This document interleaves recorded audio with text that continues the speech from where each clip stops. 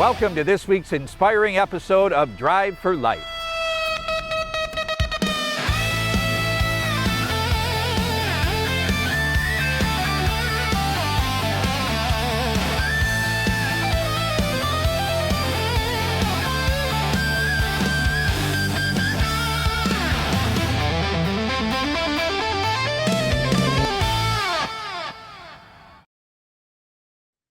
And good evening, ladies and gentlemen, and welcome to another episode of Drive for Life. I'm your host, Brian Martindale, coming to you from the Carmake Apparel Studios in Bay City, Michigan.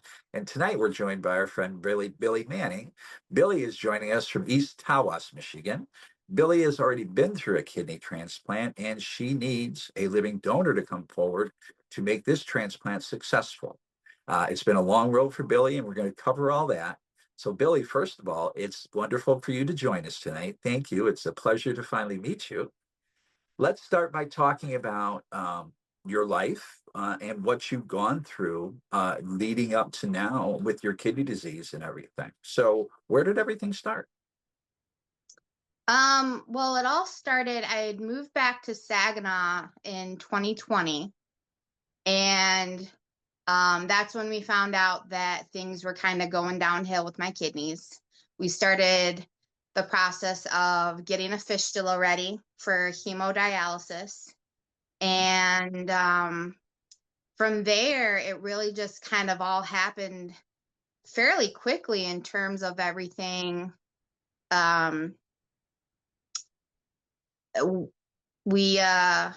I'm so sorry. That's okay. Just take your time. We edit. It's no problem. We started doing everything for a fistula. Once the fistula got up and running, I did have a transposition fistula, which means they brought my fistula up to the surface. Right. Yep. Easier access that way. I started becoming allergic to the hemodialysis that I was on. Okay. Now, what year was this again? I'm sorry.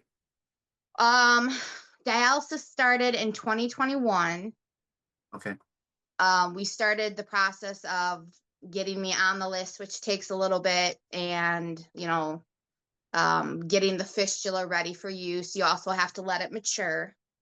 So that took a little bit of time. So by 2021, we were using the fistula March 1st, 2021. Okay. Yeah, like I said, so I became allergic to the dialyzer that we were using, and that had caused a lot of problems for me. Getting sick during treatment, being sick the day after treatment, a little more so than normal. It was causing me to have migraines. They do have a special dialyzer that you can use, so I was able to have that in place. But about a year and a half later, we had finally decided to move to peritoneal dialysis. Right. So I'm on the list with Henry Ford. I've been dialyzing for about 2.5 years. I just had my my PD catheter put in December. And I'm listed now with University of Toledo Medical Center out of Ohio. Because it wasn't in the state of Michigan, I could be listed at 2 facilities. So I just had the procedure done for the PD catheter, and it was a Wednesday, because I had dialysis Monday, Wednesday, Friday, and I got the phone call that they had a kidney for me. University of Toledo Medical Center. Right. Okay. So Wednesday, I finished up dialysis. My parents and I packed up the vehicle and we drove down to Toledo, and 15 hours later, I had a new kidney. Okay. And that was what, 2020? 2023. Yeah. And then what happened after that? Because unfortunately, it didn't go the way you wanted it to. Right.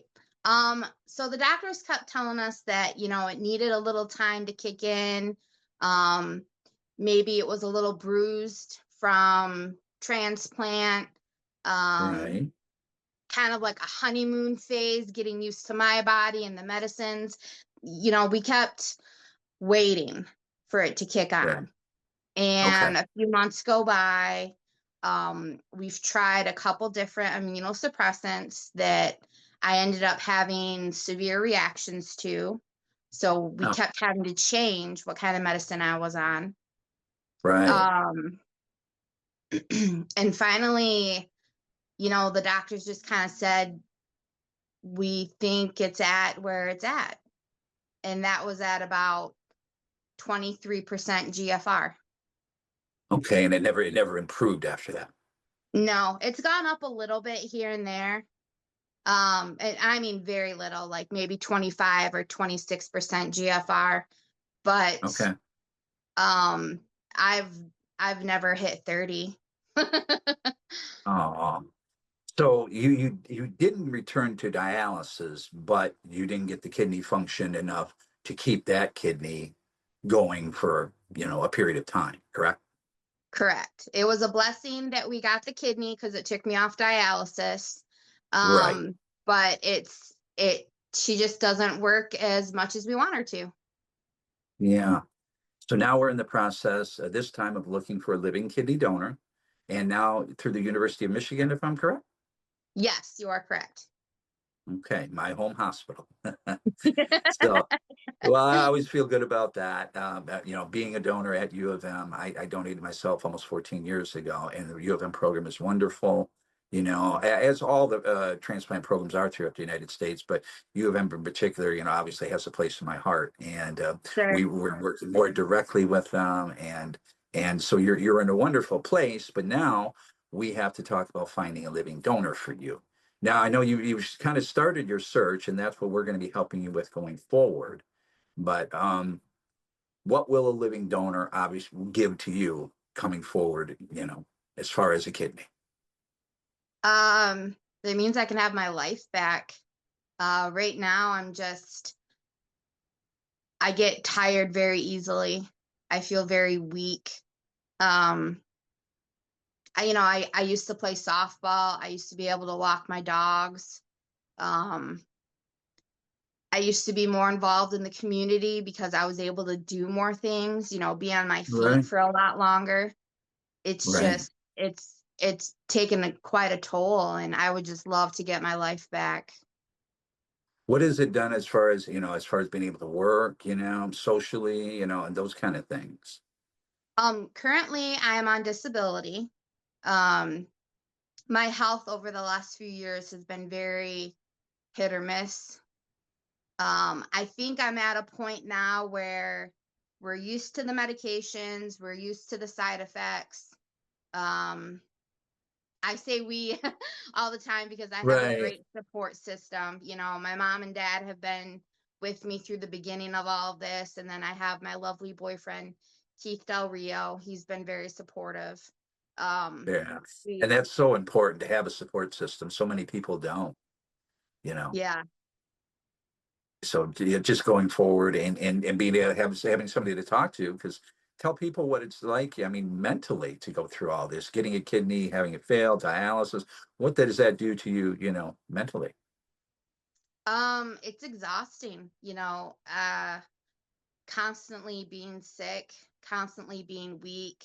During dialysis, for me personally, I was on a restrictive diet. Um, and also a liquid intake restrictive diet. So I could only have Right, 42 ounces of liquid a day. And that would right, be, and I mean, people think, oh, that's not too bad if you think about it. But really, I mean, that's your coffee, that's jello, that's soup, that's your water. right. Anything liquid, Even right? Not just any just liquid, water, anything. Yeah, even like watermelon would set my balance off wrong just because it's so saturated. Um, yeah, And then there were certain, I couldn't have too much calcium. I couldn't have too much phosphorus. I had to stay away right. from sodium for the swelling that Hmm. would happen, the edema. Yep.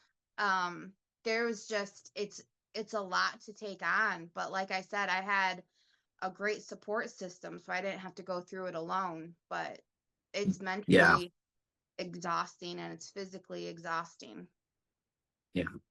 Yeah, I agree. And most every adult, especially we talk to, that's experiencing, the dialysis or the rate of, kidney function that you have without dialysis, they're in that same boat as far as, everything, is exhausting. It's a chore sometimes just to get up and try to function in your normal day, if I'm not mistaken, I'm sure you have many days like that where, it's pretty common with that kind of kidney function. Right. Down. And ladies and gentlemen, we're going to take a short commercial break. We'll be right back to talk a little bit more about Billy's story in this episode of Drive for Life. You'll do better at Garber. Garber's exclusive low price guarantee. No one else has it. It's Garber's promise to you to enjoy better prices and better payments. Not on just a few random vehicles, but every new car, truck, and SUV at every Garber dealership. And Garber's variety and selection is unmatched in the Great Lakes Bay region. Enjoy a better buying experience with Garber's exclusive low price guarantee. You'll do better at Garber. Garber, we make it better for you.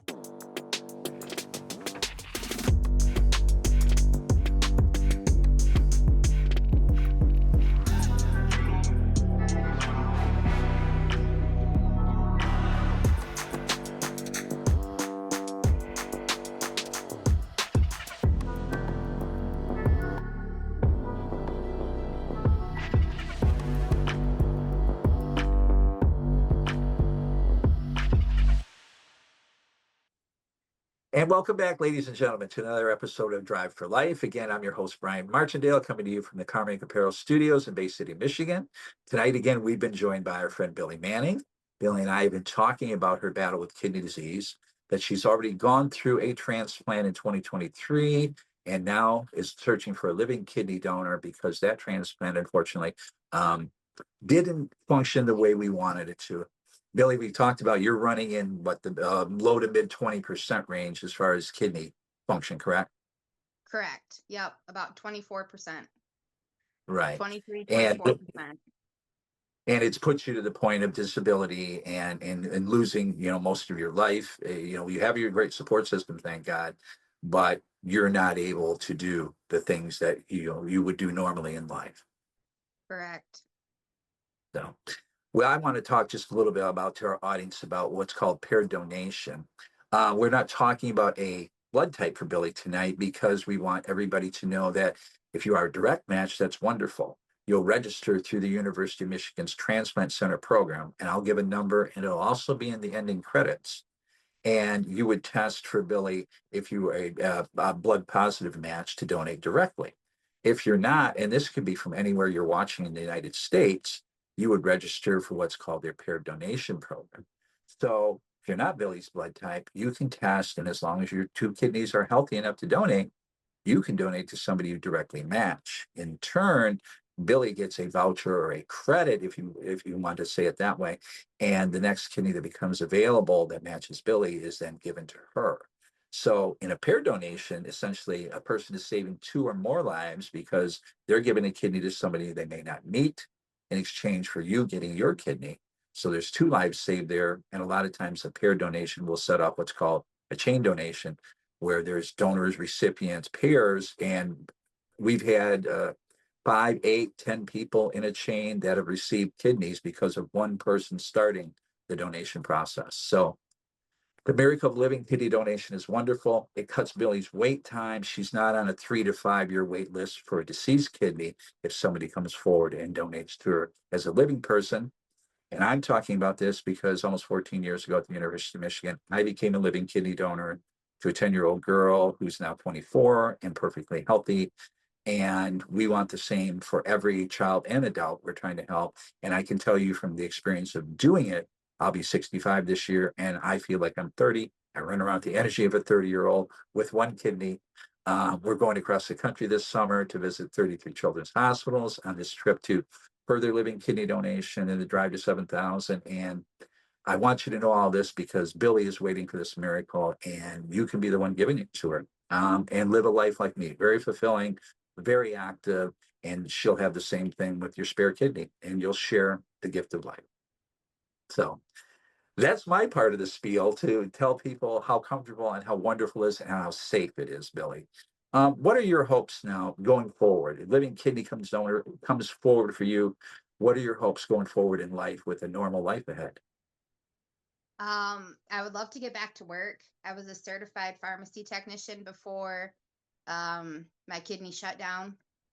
I had to step away from the position during dialysis. It just got to be too much to be on my feet and taking care of patients. Um, I would love to go back to work. Working in my garden. I love gardening. I love flowers. I love vegetables. Um, but it's hard when you don't have the energy to stay out there and complete the task that Absolutely. you're doing. Um, I have a little Chihuahua, and I also have a pit bull mix, and we would love to be able to take them for more walks. Sure. Um, Sure. well, the Chihuahua gets held. He's the baby. That's not Yeah. that's not sugarcoat it. He gets held while we Yeah. go for walks, but I would love to Yeah. be But able to to be, go for more walks. yeah, You know, and carry that one and just have the energy to do it, in other words. right. Yeah, Yeah. absolutely. Those are your babies. And then you have a relationship, you have family around you. I'm sure you have aspirations for those kind of things. We do. Yep. Keith and I do hope to get married. Right now it's being pushed back until we can find a kidney. Um, Right. it's a lot of work and it's very exhausting being in the state that I'm in right Yeah. now. Yeah, and we want people to know that, we're not here asking for sympathy for somebody, as in any of these shows. We're No. not. We're asking for somebody to give the gift of life. We're talking about what's happening that's real. Kidney disease is kind of a hidden disease. If somebody speaks about cancer, for example, you get an immediate reaction. If somebody speaks Right. about kidney disease a lot of times and they see you and you're not hooked to a machine, they just think, well, Billy's living a life. She's still alive. She doesn't have to go to dialysis, but they don't realize it's a very, very limited, very boxed in life. I mean, Yeah. we've lost so many abilities, let's say. Yes. Yes, absolutely. And just being out in my community, not I, I miss being able to serve the community. That was a really big part of my life before. And I Sure. just don't have the energy to do it now. Yeah, and even in going back to your work, you're in the medical field as pharmacy technician. You're servicing people that need, that skill. That part of medicine is so very important. So you're unable, you'll be giving back once again once that kidney comes, as well as living a full life. Yes. I So hope so. that's what we that's what we want for you. So, ladies and gentlemen, like I was telling you, Billy is registered with the University of Michigan Transplanter Center program. You can contact them at 800-333-9013 and ask to become a living donor or to register to test for Billie Manning. They'll take care of everything from there. They also have a great mentor program, which I'm a part of. So if you're becoming a living donor, you're going to talk to somebody like myself who will talk you through the process and take you through, along with the medical team, what it's like to become a living kidney donor, your expectations of how you feel, and again, how you'll feel afterwards. Like every kidney donor I know has had a very satisfactory, very active life. And medically, we feel whole. We're not disabled in any way. We're not slowed down in any way. I think, if any way, becoming a living kidney donor, we're more motivated in life to want to help others. We have that empathy. So that's what we're looking for tonight, ladies and gentlemen, for you, for Billy.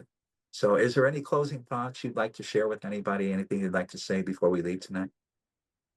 I just want to thank you guys for taking the time to have me on your show, and a shout out to my friend Norman, who got me in touch with you. He and I became friends in dialysis together, and Norman, just thank you so much. Yeah, that was just a meant to be meeting. He met my friend Bubba Phillip, who is a huge supporter of Kidneys for Kids, and he has a wife who's had a successful kidney transplant. And he was thrilled that you and I had gotten in contact when I thanked him, and that we're going to move forward in helping to find that donor for you, making sure it happens quickly, and letting everybody know in the United States, you can do this from anywhere you're at and save a life. So Billie, thank you for joining us tonight. Ladies and gentlemen, thank you for joining us. Please, again, at the end of the show in the credits, you'll see the phone number for the University of Michigan Transplant Center program. Please contact them and let's help Billie have a new life. God bless you and have a great evening, ladies and gentlemen.